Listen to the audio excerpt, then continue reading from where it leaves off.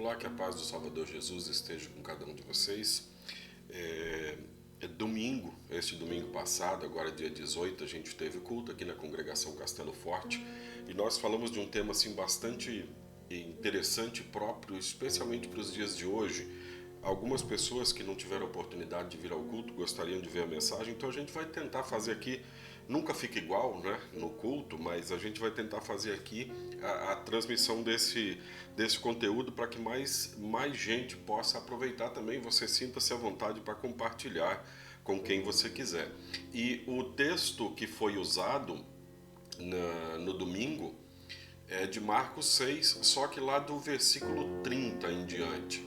Eu só quero contextualizar aqui, e isso é algo que eu não fiz no culto, porque a gente tem um tempo ali e não quer muito passar desse tempo, mas aqui você pode parar, pode assistir depois de novo, enfim. Então, Marcos 6, nós temos aqui Jesus em Nazaré, esse é o texto do domingo anterior. E aqui aquele texto bastante conhecido, um profeta não é respeitado, aliás, em toda parte, menos na sua terra, entre os seus parentes e na sua própria casa. Segue o texto, Jesus envia os 12 com uma missão, eles vão pregar a palavra, aqui essa Bíblia desse aplicativo aqui, está aqui em cima, o link dela é my.bible, bible.com. Você pode ter ela no seu celular também. Mas essa Bíblia aqui, que eu estou usando a versão nova tradução na linguagem de hoje, ela traz os textos que teriam sido diretamente falados por Jesus em vermelho. E os outros textos de preto são os textos do evangelista, no caso aqui. Então Jesus envia os 12 discípulos, é tipo um estágio, a gente diria, hoje em dia. Nesse contexto acontece também a morte de João Batista, algo que deixou Jesus bastante sentido, assim como a morte de Lázaro. E aí a gente chega no versículo 30, que é o texto da nossa pregação domingo passado. E é o texto onde Jesus alimenta a multidão. Lembre, fora essa conexão aqui, fora João Batista, que está aqui no meio, conexão, não, esse parêntese aqui, o texto se conecta lá ao versículo 13, quando Jesus envia os seus discípulos. E daí do 13 eles estão retornando aqui no versículo 30. Os apóstolos voltaram e contaram a Jesus tudo o que tinham feito e ensinado. E certamente eles voltavam cansados. Viagens eram normalmente, hoje ainda viagens são cansativas, e olha que a gente tem bons ônibus, bons carros, aviões e outras formas de se viajar. Ontem mesmo o dono da Amazon, se não me falha a memória, foi o primeiro empresário que com dinheiro próprio foi para o espaço. Ele ficou 10 minutos no espaço, ele gastou muito dinheiro para isso, mas até para ir para o espaço, dependendo das condições financeiras que você tem, é possível ir em 10 minutos, ficar a mais de 100 quilômetros da Terra ou do piso da terra. E nós temos aqui então os discípulos voltando de uma realidade onde não era fácil de viajar. E eles voltam e contam para Jesus, talvez, ou certamente, eu diria, entusiasmados aí com tudo que tinham feito e querem contar para Jesus tudo isso. Jesus olha ali, segue o versículo 31, havia ali tanta gente chegando e saindo que Jesus e os apóstolos não tinham tempo nem para comer. Vocês imaginam, chegando de viagem, talvez cansados, entusiasmados por tudo que tinham visto e feito, mas cansados, precisando de um descanso, na hora que chega ali uma multidão que precisa também ser atendida, que quer ser ouvida por Jesus e por seus discípulos.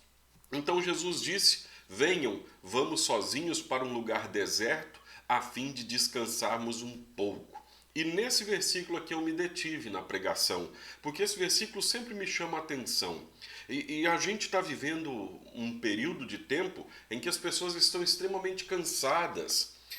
A gente ouve muito: estou cansado, parece que eu estou lutando sozinho, tudo acontece para dar errado, as pessoas não me entendem. Talvez você pense isso, talvez você diga isso: estou cansado. Estou a ponto de desistir.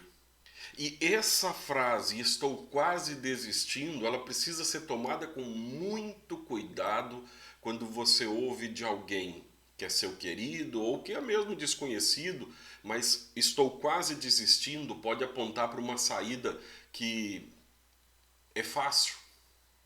É você se livrar dos problemas cometendo suicídio. Eu digo que é fácil não porque o suicídio seja uma coisa boa ou uma coisa fácil. É terrível. Mas em vez de lutar, a pessoa desiste. E é sempre mais fácil. É sempre mais difícil você continuar lutando.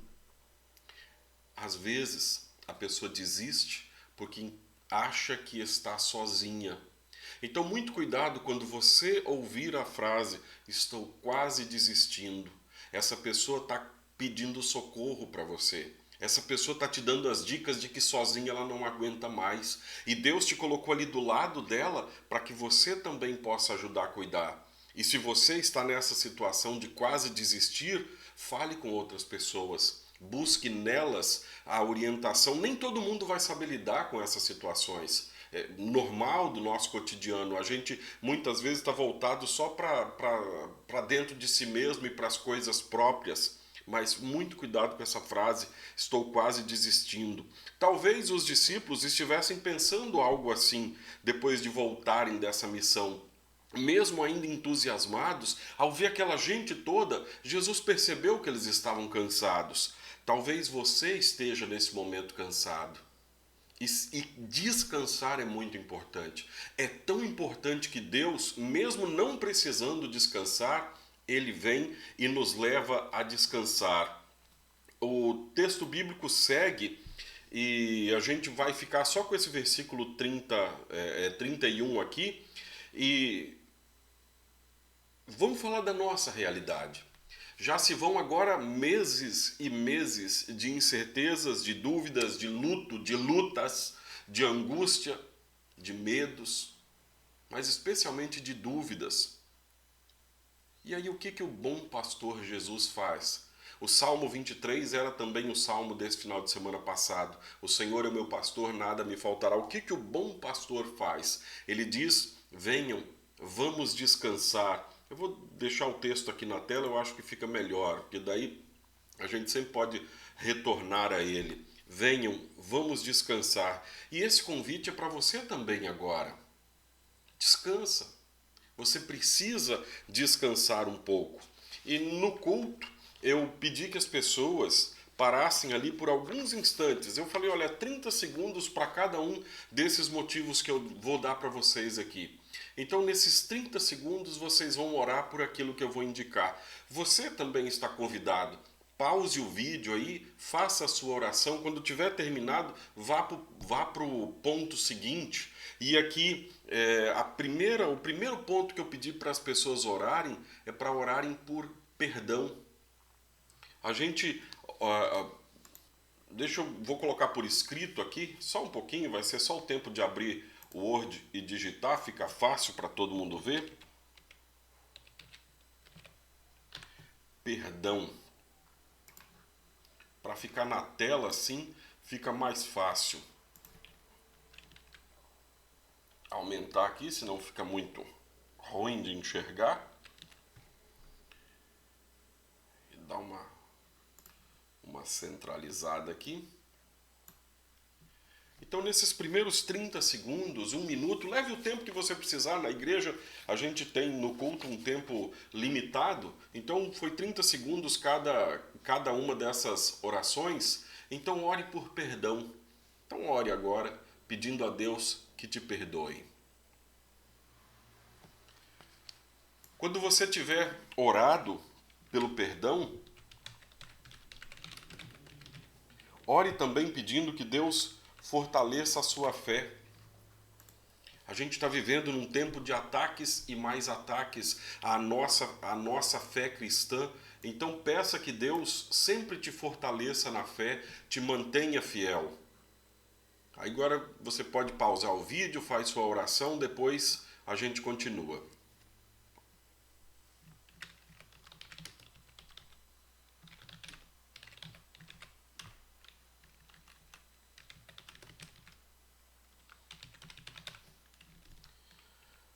Um outro motivo para a gente orar, nesse momento específico, é orar por saúde física, mental e espiritual. Faço a sua oração, a gente já volta com o quarto tópico da oração.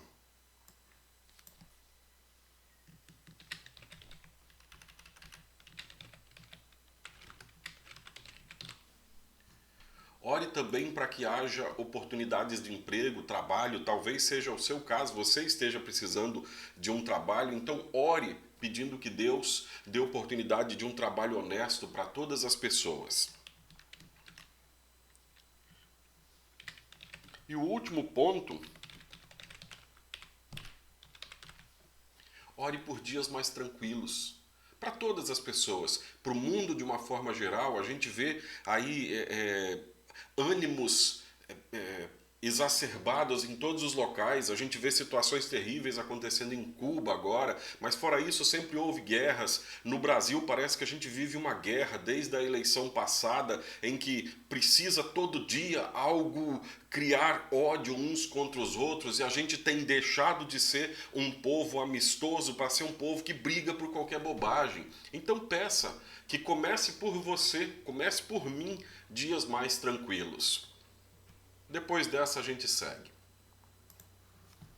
Então, seguindo aqui com a nossa pregação, se você não pôde fazer a sua oração agora, depois você volta e faça a oração. É só ir pausando o vídeo e orando, ou faça no final. E às vezes a gente precisa parar. A nossa mente não para mais. A gente está com a mente o tempo todo em movimento. O celular não fica 30 segundos na mesa, desligado, parado. Toda hora tem uma notificação. Se o seu celular tem uma função, o meu tem uma bela de uma função aqui, que é a função foco. Eu aperto a função foco e aqui tem foco tempo para mim, tempo para o trabalho ou foco para o culto estão configurados. Eu configuro ali, eu não recebo nenhuma mensagem no tempo que aquilo tá ativado.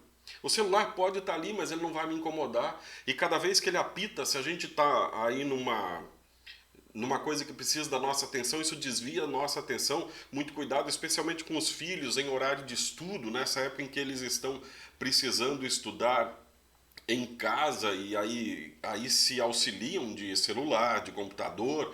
Muito cuidado, porque senão o estudo não adianta nada. Eles tentam se concentrar em um monte de coisa ao mesmo tempo e acabam não se concentrando em nada. As crianças são os mais influenciáveis neste momento por essa sobrecarga de informações.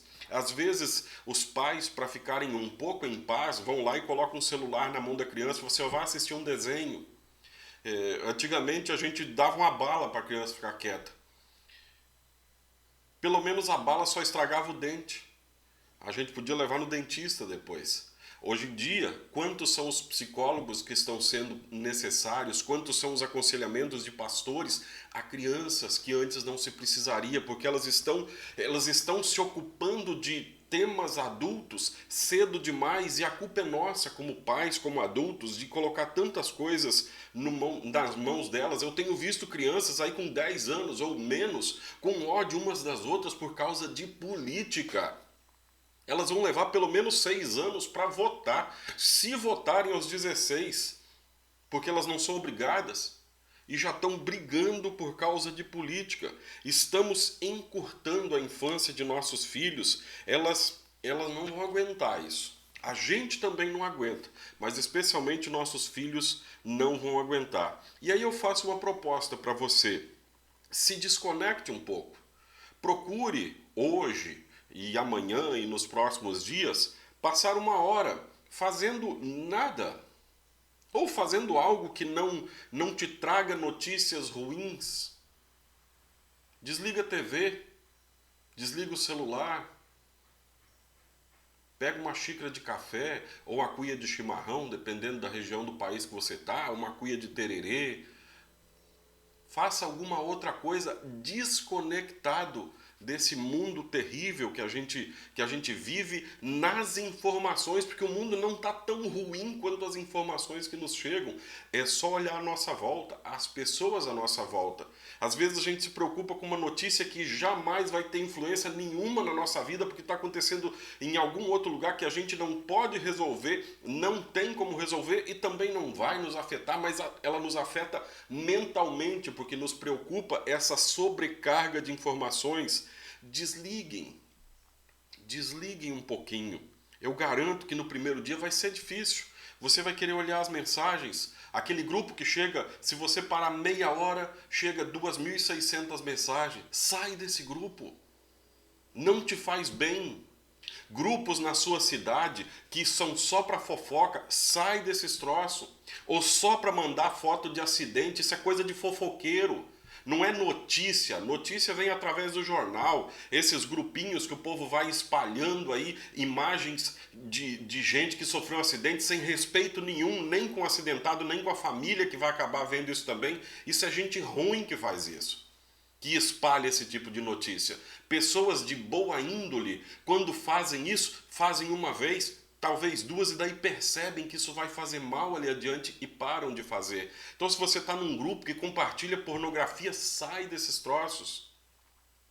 Não coloca desculpa no outro que está te mandando a pornografia. Você está recebendo, você está vendo. A fofoca a mesma coisa, os acidentes a mesma coisa. Eu tenho certeza que no final dessa semana você vai estar com a impressão de que está menos cansado. E aproveite para falar com Jesus. Nessa uma hora que você vai ficar aí desconectado, se conecte com Jesus. Use a palavra de Deus. Ele te conduz para águas tranquilas, diz o Salmo 23. Mesmo num mar turbulento, ele te pega pela mão e te mantém em segurança.